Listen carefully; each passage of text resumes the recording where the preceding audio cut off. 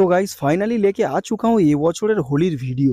তো हमको আর তোমাদের তো ভালো মতন জানা কথা কি মেরা ভিডিও দিতে একটু লেট হতা है, কি আর করা যাবে, সবাই যেহেতু হোলির ভিডিও আপলোড করেই দিয়েছে তো ভাবলাম যে সবার লেটে আমিই দিই। তো চলো তাহলে আজকে ভিডিওটা স্টার্ট করা যাক। তো সকাল সকাল আমি ঘুম থেকে उठने का बाद চান টান करके रेडी हुआ और আগের বছর का আমার একটা গেঞ্জি था মানে होली खेलने का, तो हम काच कुच के एकदम रेडी करके रखा था, देखे तो। और उसका बाद ওর উপরে একটা দাদুদের পাঞ্জাবি প্যান্ট লিয়া, কেননা বউ বারবার बोलता है कि এই পাঞ্জাবিটা পরলে এই প্যান্টটার সাথে মানায়। तो हमने वो बेसी तर्क ना करके वो गेंजी माने वो पांजाबीटा पहन लिया मेरा गेंजी का ऊपर।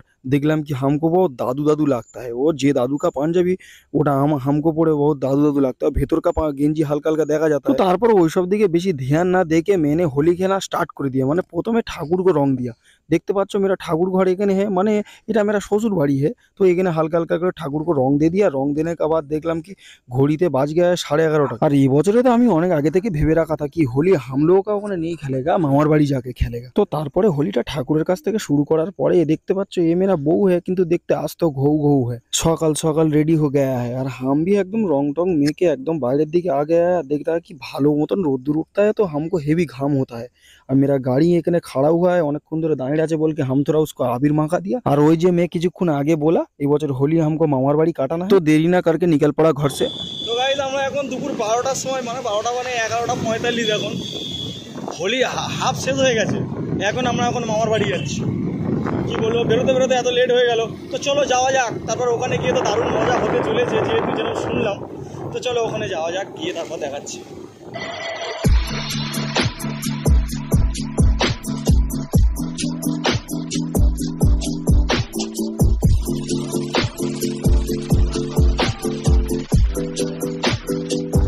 तो কিছুক্ষণ পরে हम लोग গাড়ি চালাতে চালাতে आ गया मेरा মামার বাড়ি का बगल में। মানে সোনারপুর থেকে বারুইপুর পর্যন্ত যতক্ষণ সময় লাগে আর কি, ওই আধ ঘন্টা মতন। তারপর এখানে आ गया और घाम घाम के मेरा एकदम अवस्था खराब हो गया था। भाग्यिस माথায় हेलमेटটা दिया हुआ था। और গাড়ি চালিয়ে आने का समय फोन কি করে বের করেগা, মানে একদম বাচ্চা বড় সবাই মিলে ফিচকারি लेके ফেচাক ফেচাক करके বেলুন জল সব মারता है। দেখতে পাচ্ছ मेरा एकदम মুখ থেকে একদম টপ টপ করে ঘাম বেরোता है। আর এই গাড়ি রাখ দিয়া দেখ রা কি ভালো মতন রোদ্দুর है। আর এখানে আসার আগে हमने যেরকম ভেবেছিলাম আর কি এখানে মানে সবাই হয়তো হোলি খেলা শুরু করে दिया है।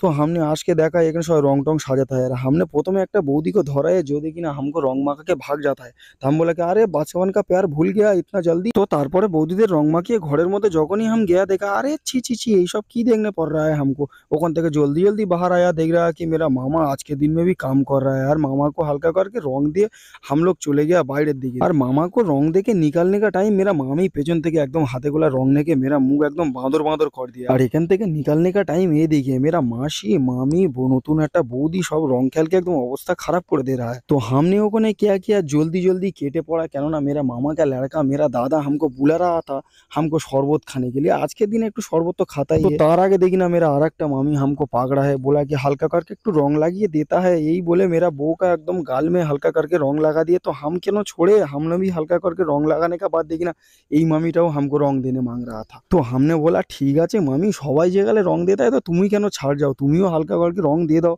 এই বলকে ওখান থেকে রং টং মাখকে অনেকক্ষণ পরে বাইরে আসার সুযোগ हुआ। আর যখনই हमने ওখান থেকে একটু বাইরের দিকে আসতে है देखा कि मेरा একটা ছোটবেলা का একটা মাসি है, মানে बचपन में हम लोग একসঙ্গে খেলা করতে थे, হঠাৎ करके वो বিয়ে টিয়ে करके एकदम নিজেকে बहुत सीनियर भावता है। तो क्या बोलेगा ওই মাসি एकदम গান ছাড় के এখানে নাচনা শুরু করে दिया है। तो हमने उसको बोला कि এখানে না নেচে थोड़ा বাইরের দিকে চ, যেখানে বক্স লাগানো আছে ওখানে গিয়ে যাচ্ছি हमने একটু পরে। তো এখানে আমার মা हमको ধরা है, बोल रहा है कि একটা ভালো করে ফটো তোল। तो फोटो তোলার नामे हमने এখানে ভিডিও করতে था, देख रहे तो मेरा मासी का लड़का পুরো শয়তান का মতন देख रहा है। আর সেখানে আমার বড় মামি ডান্স করতে করতে ঢুকে गया, एकदम बोल रहा है कि दाঁড়াও हमने थोड़ा डांस करते हैं तुम थोड़ा वीडियो करो। और ये मेरा मामा का लड़का है, देखा মা বেটা দুজন মিলে একদম পোজ देता है। तो हमने उसको কেমন করে বোঝাই আমি ফটো নয় ভিডিও করছিলাম। তো তারপর ওখান থেকে हमने আগে আয় রাস্তা থেকে আনে का সময় আমার একটাই জিনিস মনে হয় আমাদের ওখানকার থেকে এখানে ভালোই মজা হতা है। আর আমি একটু আগে যে মাসির ছেলেটাকে দেখায় না রং দেখে ও मेरा বউ का চোখ একদম বন্ধ করে दिया। আর এখানে দেখতে পাচ্ছ मेरा दादा लोग धर के एकदम मेरा चोख एकदम आबिर देके बंद कर दिया। देने के बाद हमको बोल रहा है एले चोख में ड्रॉप दे। तो तब मैं की करबो, हमारा तो चोख तो पूरा बंद है। तो ड्रॉप लेके चोख में ना दिए एकदम मुखे सड़ात করে ঢেলে दिया। तो ड्रॉप का এত তীক্ষ্ণ ঝাঁঝ है কি बोले। तो তারপর हमने चोख का ड्रॉप एकदम मुंह में डालने के बाद देखलाম কি একদম আলাদাই ফিলিং आता है। তো তারপর দেখলাম কি হোলিতে যেটা হয় আর কি বেসিক্যালি। তারপর আমি একটু রিলিভ পাচ্ছিলাম আর বাইরের দিকে যখনই এলাম দেখলাম যে এদিকে ডান্স শুরু।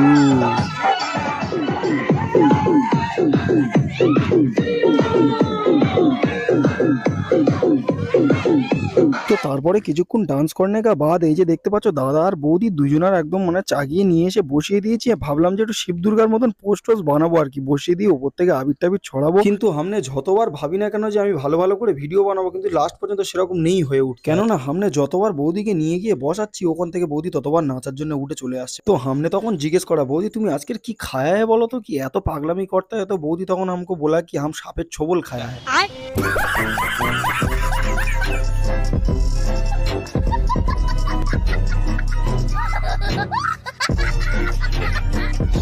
तो তারপর मैंने যেটা কিয়া মুঠো মুঠো করকে আবির লেকে ওদের উপরে ভালো করে ফুদিয়ে ফুদিয়ে ওড়াতে থাকি, আর ওরা দুজন মিলে বসে থাকে। আর পেছন থেকে একটা মামা দেখি না কাঁধে আবার পা তুলে দেখে ওখানে খাড়া হুয়া है।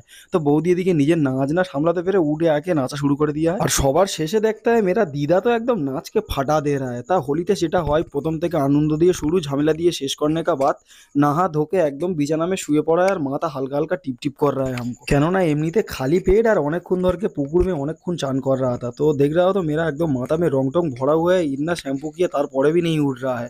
तो हमको খিদে में पेट तो एकदम चोंचो कर रहा है। আর শোনা কি মেরা বড় মামি খাসি का মাংস করা है কষিয়ে। তো সেই জন্য हम খিদে বেশিক্ষণ চেপে না থেকে ওখান থেকে উঠने का बाद চলে आया मेरा বড় মামি का घर में।